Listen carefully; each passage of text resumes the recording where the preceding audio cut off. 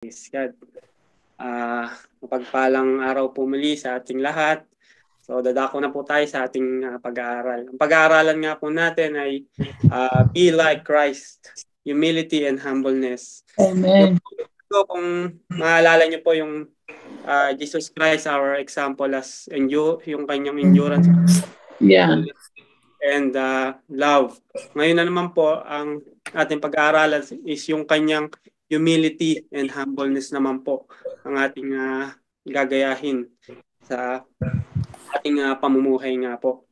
So, bago po tayo patuloy, yung recap nga lang po sa topic natin last week, kung matatandaan po natin yung keep yourselves in the love of God. So, may 3 points nga po ron na nabanggit last week. Yung warning nga po, yung first point nga po is yung warning po para sa atin about sa mga scoffers or mockers of the gospel and yung sa mga false teachers and false teaching. So we must be aware nga po dito sa mga scoffers na ang layunin nga po nila ay kutyain nga po ang ating pananampalataya upang maging doubtful nga po tayo at magkaroon tayo confusion sa ating pananampalataya. So yun po yung mga scoffers. So kaya po we need to keep ourselves in the love of God para nga po hindi tayo matangay or ma-deceive ng gawa ng mga kaaway. And yung second point nga po natin is yun nga po, command kung saan nga po na kinuman tayo na we need to keep ourselves in the love of God. So at magkaroon po tayo ng constant communication to Him through prayer. So upang mag-guide nga po tayo ng banal na espiritu para hindi nga po tayo ma-deceive nitong mga scoffers at mga gawa nga po ng enemies.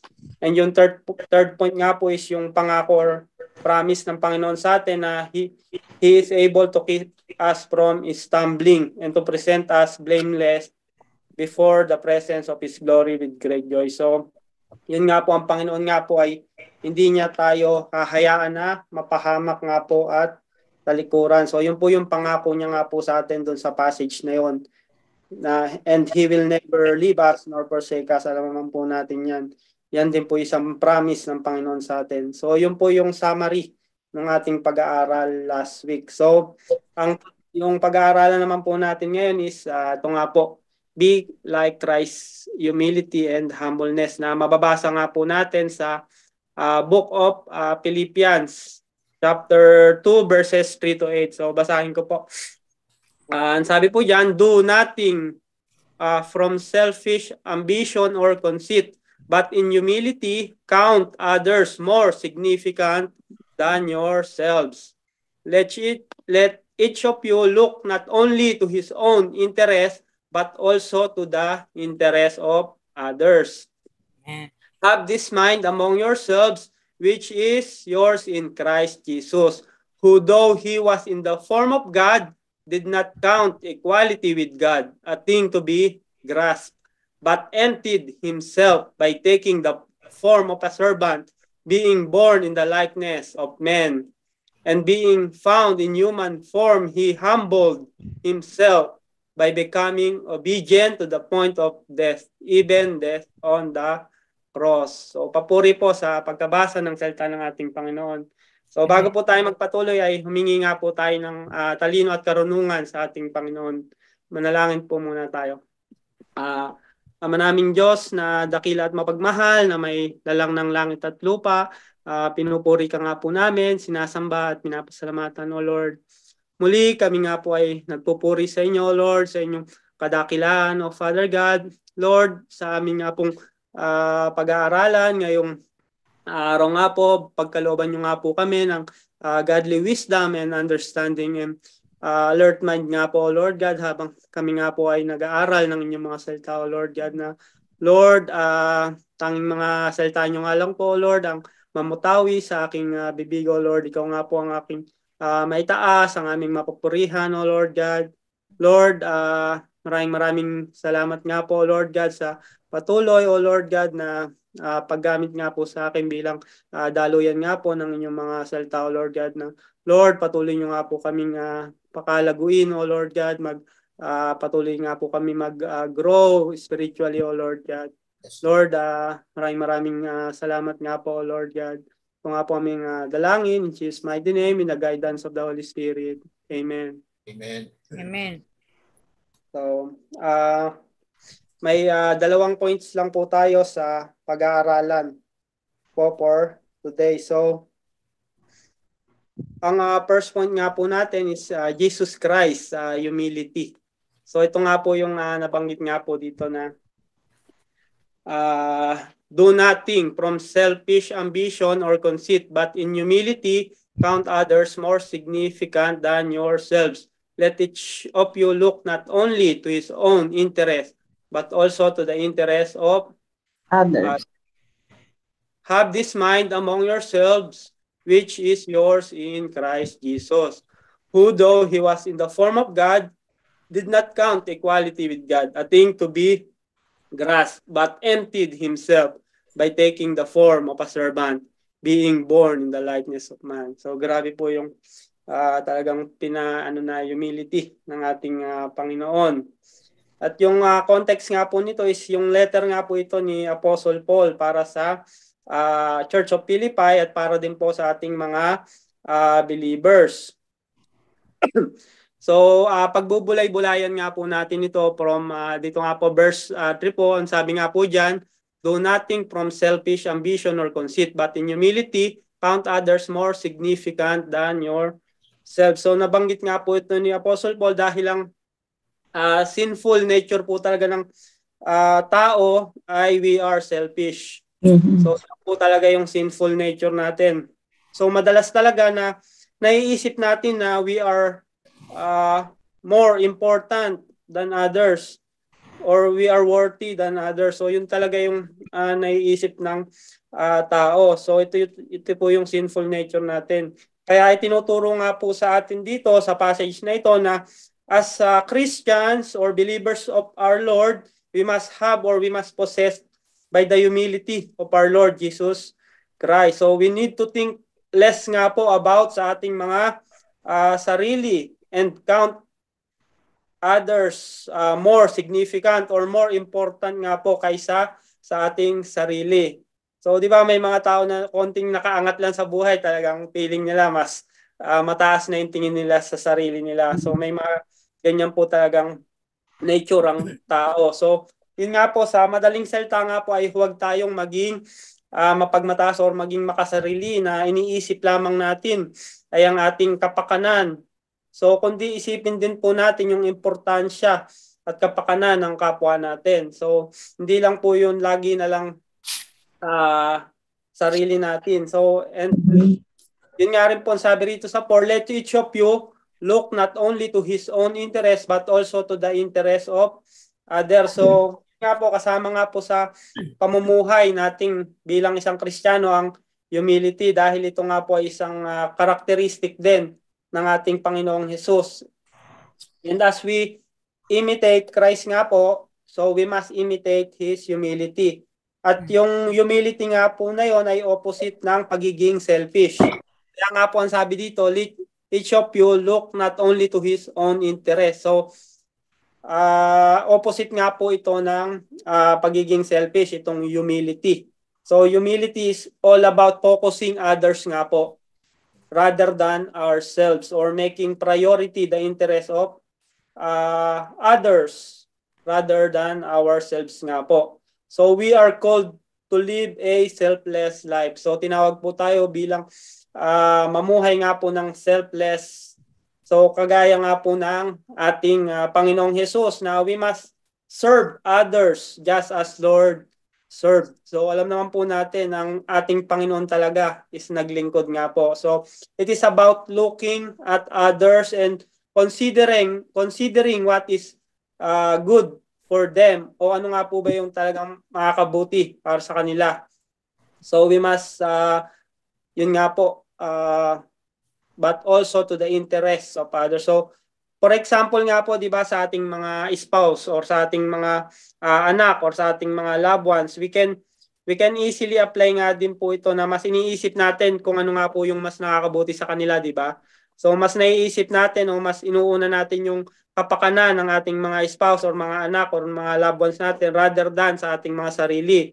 So, madali nga po natin itong nagagawa dahil we love them. So kaya naiisip po agad natin yung kanilang welfare. Di ba? Pagka may asawa ka, talagang iniisip mo yung welfare niya. Madali natin ito nagagawa dahil we love them nga po. So, ganun din po sa kapwa-tao natin na we can apply this and we can show our love to them.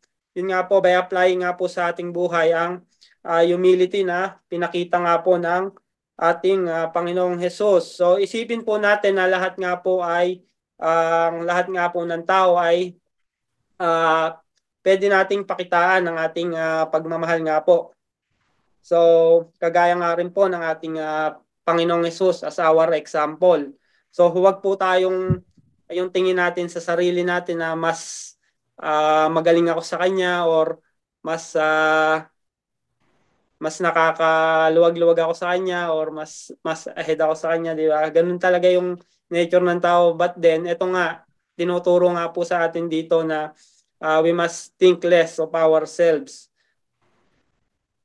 So kapag yun nga po, 'di ba, ang isa sa mga command ng ating Panginoon is love your neighbors. Kaya kapag nai-apply nga po natin itong love na ito is madali nga po nating mai-apply din itong humility sa kapwa-tao natin.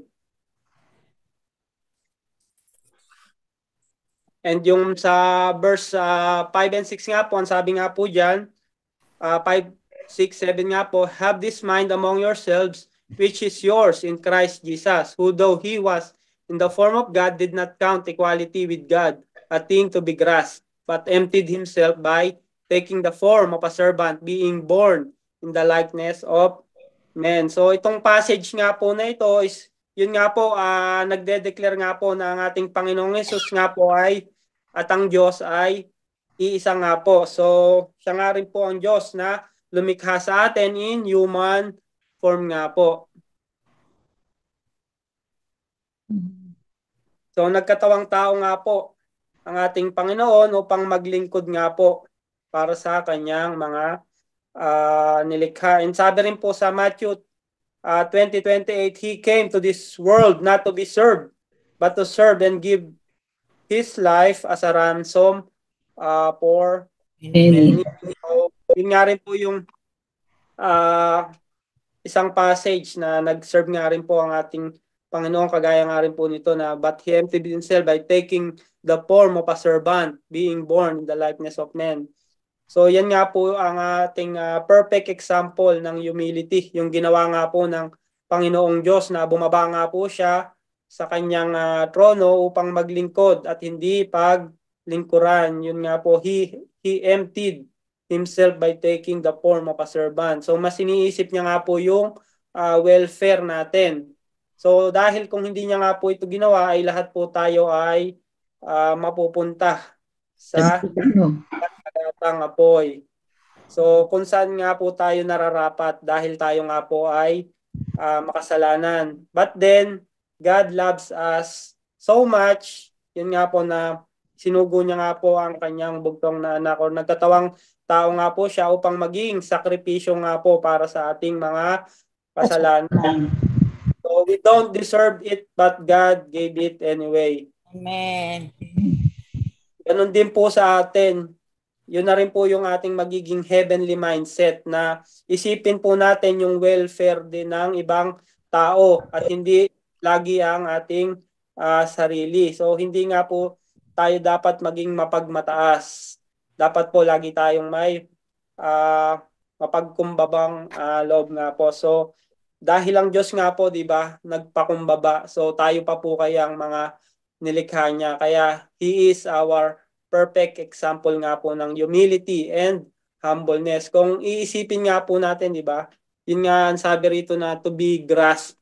Kung iisipin natin na ang Diyos nga is nagpaka-humble, 'di ba? Tayo pa kaya na nilikha niya. So kayang-kaya rin po natin itong gawin dahil sa grace ng Panginoon na binigay niya nga po sa atin. So kung iisipin natin talaga kung gaano kabuti, kung gaano yung humility na pinakita ng Panginoon is may apply nga rin po natin ito sa buhay. Kung talaga pong yung gagayahin po natin yung ginawa ng ating Panginoon. So may sinabi niya na to be grasped. Something to be grasped. May sinabi rin. Verse 6. And who though he was in the form of God did not count equality with God a thing to be grasped. So kung ang Panginoon nga po talagang nagpakumbaba, tayo pa kaya po. Kaya yun po yung lagi nating or heavenly mindset natin na kayang-kaya nga rin po natin na magpakumbaba. Dahil tayo nga lang po ay kanyang nilikha. Mas mataas po talaga siya sa atin. Way above. Kaya kung iisipin talaga natin na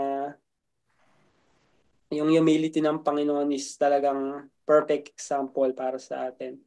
Then yung second point nga po is Jesus Christ's humbleness. So ang sabi nga po dyan, and being found in human form, He humbled Himself by becoming obedient to the point of death, even death on the cross. So yun nga po, our Lord Jesus Christ, humbleness is an encouragement nga po para sa ating mga believers. At yung humbleness nga po na yun ay yun dahil He is being obedient to the will of God. So, ganun din po sa atin mga kapamilya, we need to be humble in obedience to Christ nga po. So, dahil ang ating goal nga po is to live in Christ likeness.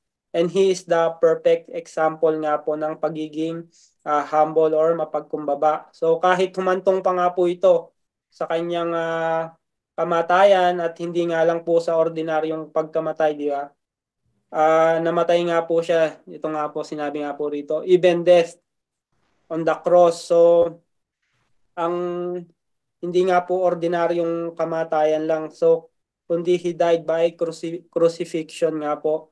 So, alam naman po natin nung unang panahon, di ba, kapag ikaw ay na-crucify, it means you committed a horrible crime.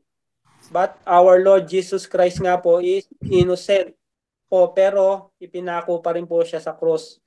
And for sure it was degrading and humiliating dahil marami nga rin pong saksi, marami nga rin pong tao na nakapanood nito. So para sa ating Panginoon nga po, it is degrading and humiliating. But then, yun nga po ang ating Panginoon nga po, He endured all of it because He is being obedient to the will of God the Father. So kahit nga po ito ay degrading and humiliating na ay nagawa pa nga rin po ng ating Panginoong Yesus na magpakumbaba or He humbled Himself. So samantalang tayong mga tao na kanyang nilikha, di ba, konting maapakan lang yung pride natin, gustong-gusto na natin agad gumante. Samantalang ang Panginoon talagang nilatigo, hinampas, pinako sa krus, hindi niya man lang inisip na gumante. Hindi man lang niya sinabi na pagkabuhay ko ng 3 days, talagang gugunawin ko na tong mundo, di ba? Hindi naman niya sinabing gano'n na gusto niyang gumante. But then, ang sabi pa nga ng ating Panginoon is, Father, forgive them, for they not know what they do. Samantalang tayo mga tao, maapakan lang ng konti yung pride natin is gustong-gusto na agad nating gumante. For example nga, di ba, yung sa away trapiko lang. So, walang gustong magpakumbaba, nauuwi tuloy sa away and worst case scenario, nauuwi pa sa krimen or sa pagkamatay ng isa or so, di ba, ganun talaga yung pride ng tao. Mataas talaga. So, kaya itinuturo nga po sa atin dito na we need always to be humble. At yun nga po, meron nga po ngayon, di ba, yung viral na yung PBA player na namarel dahil sa away lang sa basketball. So, yung kaalitan niya sa basketball is parang binaril niya pa.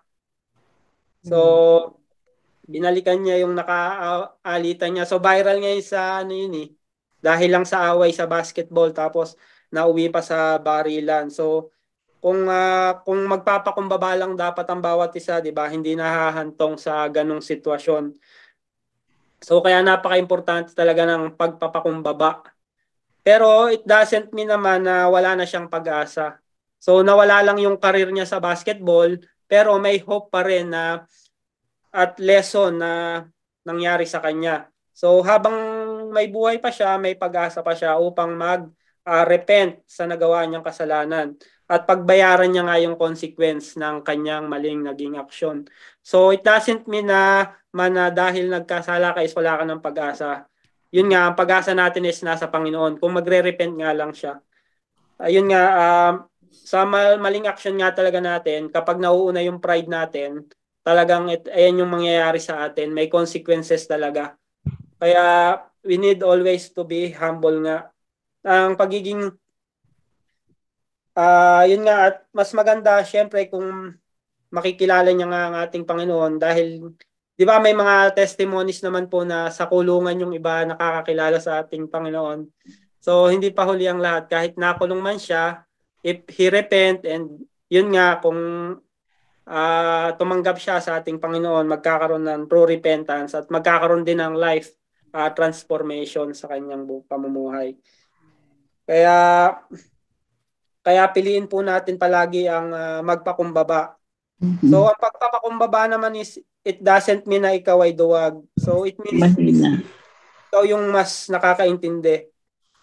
At syempre, yung pagpapakumbaba ay nakakalugod nga rin ito sa mata ng ating Panginoon because you are obeying, first, you are obeying His command and you are following Him as an example nga. So, kung mapapansin nga natin ang mga taong humble or mapagkumbaba, di ba, are most likely na mas maraming kaibigan at mas masaya ang pamumuhay. At yung mga taong mayayabang or mapagmataas, sila yung madalas na iniiwasan ng mga tao. And sabi nga sa Matthew chapter 23, verse 12, whoever exalt himself will be humbled, and whoever humbles himself will be exalted. So yan po yung promise, warning and promise ng ating Panginoon. Whoever exalts himself will be humbled, and whoever humbles himself will be exalted. So lagi po nating tandaan nga po yan. So kung maaalala nga rin po natin yung story na kung saan hinugasan ng ating Panginoon yung paa ng kanyang mga disciples, di ba? Diba? It is a demonstration kung gaano dapat tayo maging mapagkumbaba, kagaya ng dinemonstrate ng ating Panginoong Hesus sa atin. So, kung sa panahon ngayon, for example, yung kung hari ka or mataas ang posisyon mo tapos huhugasan mo yung paa ng ano mo, 'di ba, servant mo or ng ano mo, co-worker mo, parang hindi mo gagawin 'yon, 'di ba? Kung manager ka, parang hindi mo gagawin na hugasan yung paa ng mga employee mo. So, yun yung pinakita ng Panginoon dito, yung pagiging humble niya or pagpapakumbaba niya, na even yung feet nga ng kanyang mga disciples is hinugasan niya. Kaya yun nga po, piliin natin palaging magpakumbaba kagaya po ng ating Panginoong Jesus, kahit na yun nga po, degrading, humiliating pa ang nangyari sa kanya, but then yun nga, itinaas pa rin siya ng ating Panginoong Diyos. He exalted pa rin kahit yung nangyari sa kanya is talagang humiliating na, but then he chose to humble himself in obedience to God's will. Yes. Kaya hanggang ngayon ang pangalang Jesus ay exalted. Amen. So, ang conclusion po sa ating pag-aaral, so Christians should be humble and value others above themselves, just like our Lord Jesus Christ. Amen. So, nga pong challenge sa pag-aaral, yun nga rin po, ito nga po ang ating ipapamuhay, itong sa passage nga rin po natin, yung verse 3 to 4 na, do nothing from selfish ambition or conceit, but in humility, count others more significant than yourselves. Let each of you look not only to his own interest, but also to the interest of others. So yan po yung application or challenge ng Panginoon nga po sa ating mga buhay. So dito na po muli magtatapos ang ating pag-aaral